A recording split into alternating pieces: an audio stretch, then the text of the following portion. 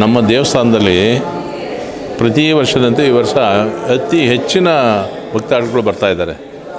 ಯಾಕೆ ಅಂತಂದರೆ ಎಲ್ಲರೂ ಕೂಡ ದೇವ್ರ ಮೇಲೆ ಭಕ್ತಿ ಜಾಸ್ತಿ ಆಗಿದೆ. ಜೊತೆಗೆ ಇವತ್ತು ನಾವು ದೇವರನ್ನ ಸ್ವರ್ಗದ ಬಾಗಿಲಲ್ಲಿ ನಾವು ದೇವರನ್ನು ಪ್ರತ್ಯಕ್ಷವಾಗಿ ನೋಡುವಂಥ ಒಂದು ಅವಕಾಶ ಸಿಕ್ಕಿದೆ. ಅದರಿಂದ ನಾವು ಆ ಒಂದು ಉದ್ದೇಶದಿಂದ ಇವತ್ತು ಎಲ್ಲರೂ ಬರ್ತಾಯಿದ್ದಾರೆ. ನಾನು ಪ್ರಾರ್ಥನೆ ಮಾಡ್ಕೊಳ್ಳೋದು ಇಷ್ಟ ದೇವರಲ್ಲಿ ನಮ್ಮ ಈ ಜನಗಳಿಗೆ ಅವರು ಅನಿಸ್ಕೊಂಡಿದ್ದಂಥ ಎಲ್ಲ ಕಾರ್ಯಕ್ರಮಗಳು ಕೂಡ ಅವರಿಗೆ ಪೂರ್ತಿಯಾಗಿ ಮಾಡಿಕೊಡಪ್ಪ.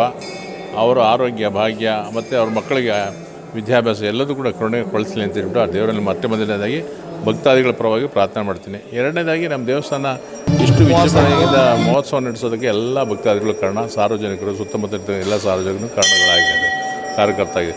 ಜೊತೆಗೆ ನಮಗೆ ಇರ್ತಕ್ಕಂಥ ಇಲ್ಲಿ ಮುಖಂಡರುಗಳಾಗಿರ್ಬೋದು ಅಥವಾ MLA ಗಳಾಗಿರ್ಬೋದು ಅಥವಾ ಕಾರ್ಪೊರೇಟರ್ ಆಗಿರ್ಬೋದು, ಎಕ್ಸ್ ಕಾರ್ಪೊರೇಟರ್ ಆಗಿರ್ಬೋದು, ಎಲ್ಲರೂ ಕೂಡ ಸಂಪೂರ್ಣವಾಗಿ ಬೆಂಬಲ ನೀಡ್ತಾ ಇದ್ದಾರೆ. ಆ ದೃಷ್ಟಿಯಲ್ಲಿ ಇವತ್ತು ತಮಗೆ ಗೊತ್ತಿರಾಗಿ ನೀವೇ ನೋಡಿದಿರ ನಿಮ್ಮ ಯಾವುದು TV ಮುಖಾಂತರ ಅಥವಾ ಮಾಧ್ಯಮದ ಮುಖಾಂತರ ಈ ದೇವಸ್ಥಾನ ಎಷ್ಟೊಂದು ಪ್ರಚಲಿತವಾಗಿ ಮತ್ತು ಅಭಿವೃದ್ಧಿ ಹೊಂದ್ತಾ ಇದೆ ಅಂತ. ಇಲ್ಲಿ ಎಲ್ಲ ನಮ್ಮ ಆಡಳಿತ ಮಂಡಳಿಯವರು ಕೂಡ ಎಲ್ಲ ಕೋಆಪರೇಷನ್ ಚೆನ್ನಾಗಿದೆ. ಜೊತೆಗೆ ಅವೆಲ್ಲ ಒಟ್ಟಾಗಿ ಕೆಲಸ ಮಾಡ್ತಾಯಿದ್ವಿ. ಸಾರ್ವಜನಿಕರಿಗೆ ಯಾವುದೇ ತೊಂದರೆ ಆಗಬಾರ್ದು, ಅವ್ರು ಬರುವಂಥ ಒಂದು ದೇವಸ್ಥಾನಕ್ಕೆ ಬಂದ ಮೇಲೆ ನೆಮ್ಮದಿಯಾಗಿ ದೇವರ ದರ್ಶನ ಮಾಡಿ ಪ್ರಸಾದ ತೆಗೆದುಕೊಂಡು ಹೋಗಬೇಕು ಅಂತ. ಇವತ್ತು ನಾವು ಸುಮಾರು 50-60 ಸಾವಿರ ಲಡ್ಡುಗಳನ್ನ ನಾವು ವಿತರಣೆ ಮಾಡ್ತಾಯಿದ್ವಿ.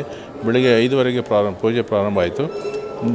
ಈಗ ಸಾಯಂಕಾಲ 10 ಕೂಡ ಈ ಕಾರ್ಯಕ್ರಮ ಮುಕ್ತಾಯ ಆಗುತ್ತೆ. ಜೊತೆಗೆ ಸುಮಾರು ಈಗಾಗಲೇ ನಮಗೆ ಒಂದು 20,000 ಜನ ದರ್ಶನ ಮಾಡಿದ್ದಾರೆ. ಜೊತೆಗೆ ಸಾಯಂಕಾಲ ಸಾಂಸ್ಕೃತಿಕ ಕಾರ್ಯಕ್ರಮ, ಭರತನಾಟ್ಯ, ಮಕ್ಕಳ ಕಾರ್ಯಕ್ರಮ, ನೃತ್ಯ ಕಾರ್ಯಕ್ರಮ ಎಲ್ಲ ಕಾರ್ಯಕ್ರಮ ಇಟ್ಕೊಂಡಿದ್ದೀವಿ. ಅವರೆಲ್ಲರೂ ಕೂಡ ವೀಕ್ಷಣೆ ಮಾಡ್ತಾರೆ. ರಾತ್ರಿ 10 ನಾವು ದೇವರನ್ನ ಉತ್ಸವ ಮೂರ್ತಿನ ತೆಗೆದು ಮತ್ತು ದೇವ್ರ ಮೂಲಸ್ಥಾನಕ್ಕೆ ನಾವು ಸೇರಿಸ್ತೀವಿ. ಇಂಥ ಒಂದು ದಿನಗಳಲ್ಲಿ ದೇವರು ಸ್ವರ್ಗದ ಬಾಗಿಲ ದರ್ಶನ ದಿನ, ವೈಕುಂಠ ಏಕಾದಶಿ ದಿನ ಎಲ್ಲ ದೇವರು ಕೂಡ ನಮಗೆ ಪ್ರತ್ಯಕ್ಷವಾಗಿ ನಮಗೆ ಆಶೀರ್ವಾದ ಮಾಡ್ತಾರೆ ಅನ್ನೋದು ಒಂದು ನಂಬಿಕೆ ಇದೆ. ಆದಷ್ಟು ಎಲ್ಲರೂ ಕೂಡ ಬರ್ತಾಯಿದ್ದಾರೆ, ಸಾರ್ವಜನಿಕರು ಬರ್ತಾಯಿದ್ದಾರೆ. ನಾನು ನಿಮ್ಮ ವಾಹಿನಿ ಮುಖಾಂತರ ಪ್ರಾರ್ಥನೆ ಮಾಡ್ಕೊಳ್ಳೋದೇನೆಂದರೆ ಆ ದೇವರು ಎಲ್ಲ ರೀತಿಯ ಆಯುಷ್, ಆರೋಗ್ಯ, ಸುಖ, ಶಾಂತಿ ಎಲ್ಲನೂ ಕೊಟ್ಟು ಕಾಪಾಡಲಿ.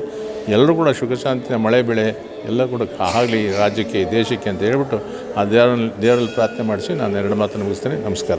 ನಾಡಿನ ಸಮಸ್ತ ಜನತೆಗೂ ವೈಕುಂಠ ಏಕಾದಶಿಯ ಶುಭಾಶಯಗಳು. ಆ ತಂದೆ ಭಗವಂತ ಎಲ್ಲರಿಗೂ ಆಯುಷ್ಯ, ಆರೋಗ್ಯ, ಐಶ್ವರ್ಯ, ಸಕಲ ಕೀರ್ತಿ ಕೊಟ್ಟು ಕಾಪಾಡಲಿ ಅಂತ ಈ ಮೂಲಕ ಕೇಳ್ಕೊತೀನಿ.